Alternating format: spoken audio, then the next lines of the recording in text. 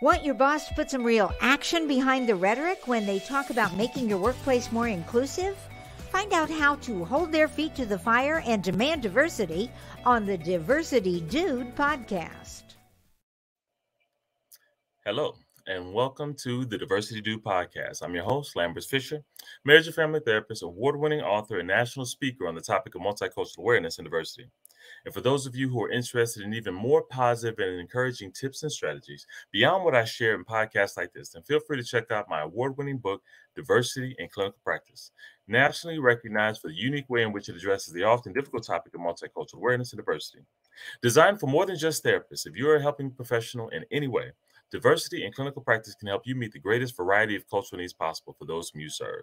And it's available in paper and audiobook versions for your convenience. And whether it be one of my one-on-one relationship building efforts as a therapist or my informing and empowering efforts as an author or speaker, know that my personal mission is to do my part to improve the world one strengthened relationship at a time. So, today I want to talk to you about navigating cultural loyalties. If you're a sports fan or even casually listen to a variety of news updates, then you may have heard that NFL Hall of Famer Deion Sanders recently accepted a head coach position at the University of Colorado. And while many are happy for him because he gets a chance to show his skill and ability to coach at what is considered to be a higher level of the sport, many others are disappointed or even upset, not because of where he's going, but because of where he's leaving. Let me explain. After a long period of retirement from playing professional football, Deion Sanders gained coaching experience at the high school level before spending the past 3 years as the head coach for Jackson State University, a historically Black university in the state of Mississippi. During that time, he successfully coached his team to an impressive record of 26 wins to only 5 losses. Not only that, but Deion was more than just a football coach.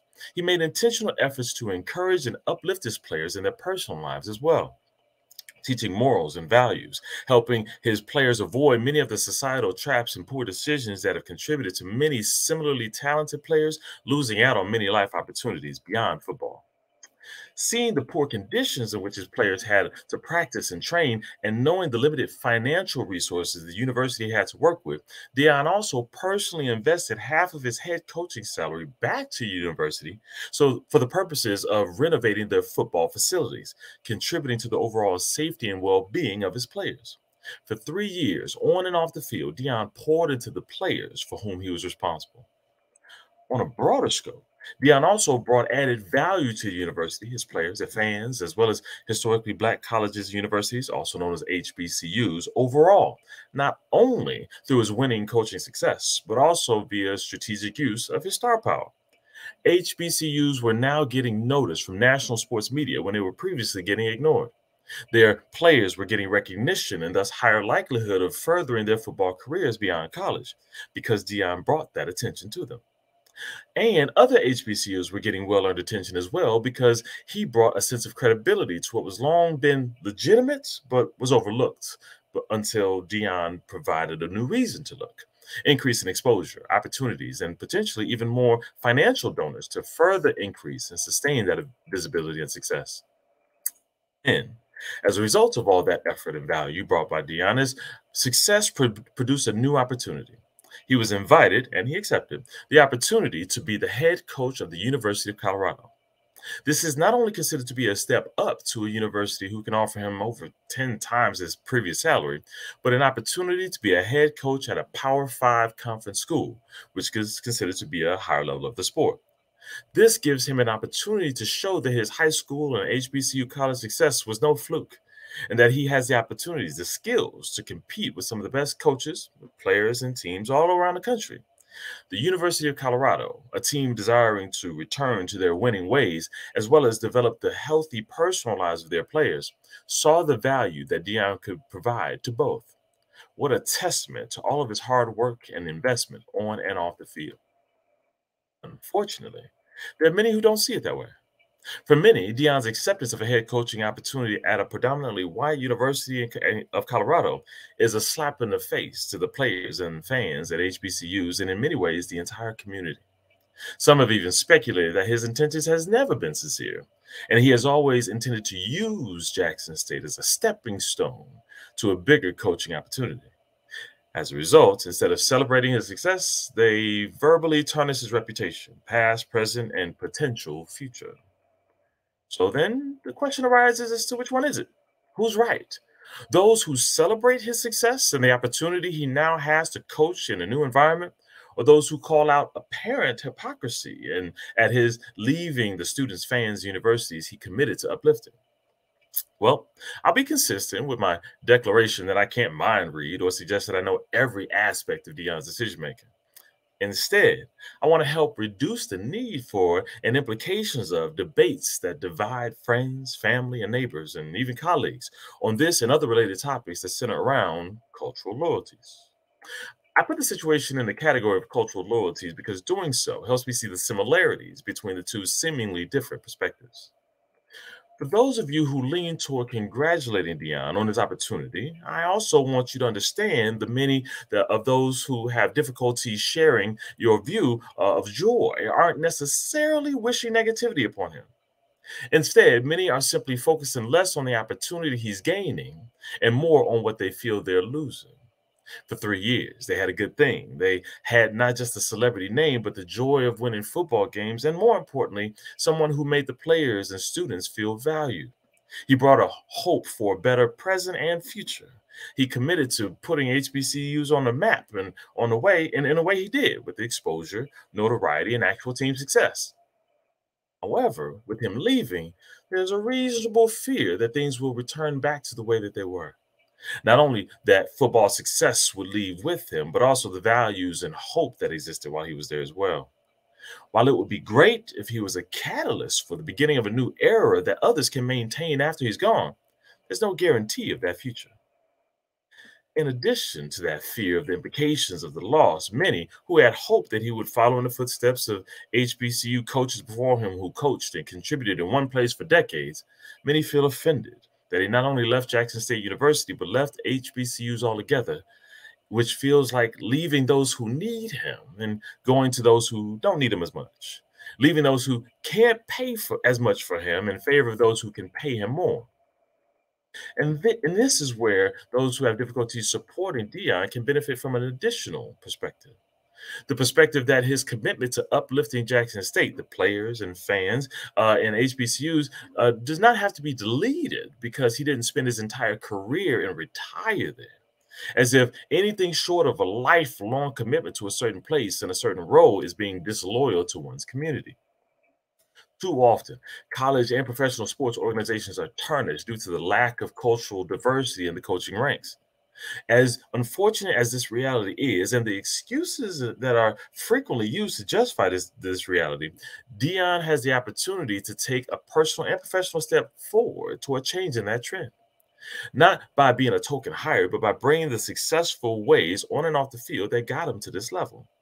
The goal would be not for it to be a money or prestige grab, but an opportunity to show that increased cultural diversity in college coaching and beyond is not only not a charity hire or a setback, but an opportunity to discover and consider that there are a wider range of qualified coaching candidates out there who previously were not seen as legitimate, now getting considered. If this contributes in any way toward that progress, then Dion's efforts have the opportunity to be seen as less ending his support for his community, cultural loyalties, and more of increasing opportunities for those in his community to follow in his footsteps. Let me be clear. Following in his footsteps doesn't have to mean gaining success at HBCUs in order to get a chance to lead. No, instead, it can mean increasing opportunities for culturally diverse coaching in a variety of environments. Just as many players have the opportunity to play for a Power Five football program, but still choose to play for HBCUs for a variety of great reasons, so it will be great when coaches have the opportunity to coach at a variety of levels. And some will choose one environment while others choose to work with what's best for them. And they can all compete with each other in ways that show equal respect and admiration for the quality that they all bring. Doesn't have to be a choice of whether someone is culturally loyal, as evidenced by their promise to only support that community from within their community only.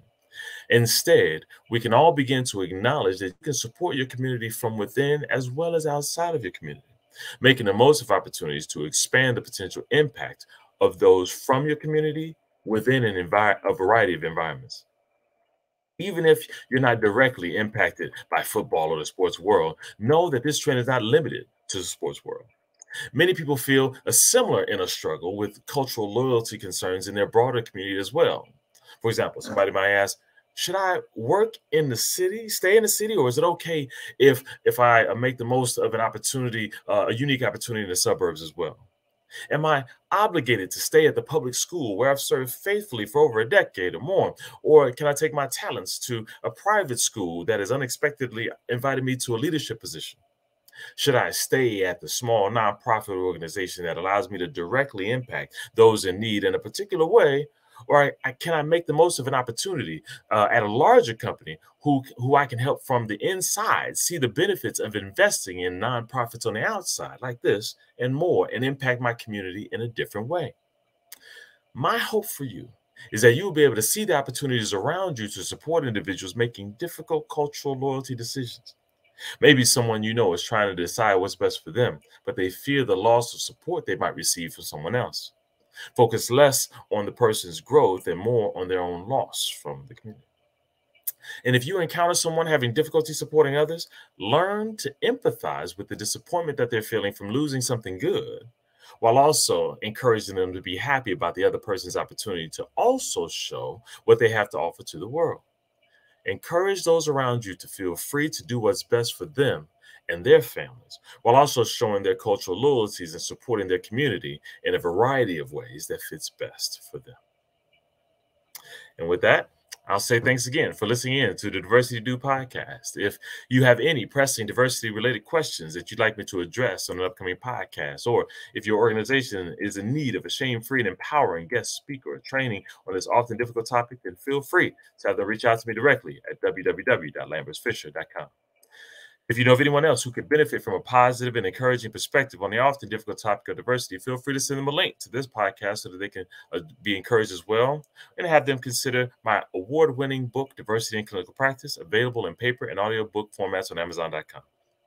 And I look forward to addressing as many topics as possible in future podcasts to help you improve as many relationships as possible at work, at home, and in your community.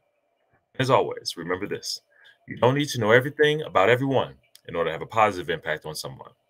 Thank you all for tuning in, and have a great day. Tune in each week and find out how to demand and implement diversity at your job. To hear more, check out previous Diversity Dude shows on ShalettaMakesMeLaugh.com. You deserve more internet than what you get from just your cell phone. Get free high-speed internet at home, a $29.95 value when you qualify for Internet Essentials Plus and the Affordable Connectivity Program. Enjoy more streaming, gaming, and video chatting on more devices for free, with unlimited data and a wireless gateway included at no extra cost. No fees, no taxes, and no annual contract. Connect to more of what you love for free with Xfinity and the Affordable Connectivity Program. Click, call, or visit a store to learn more.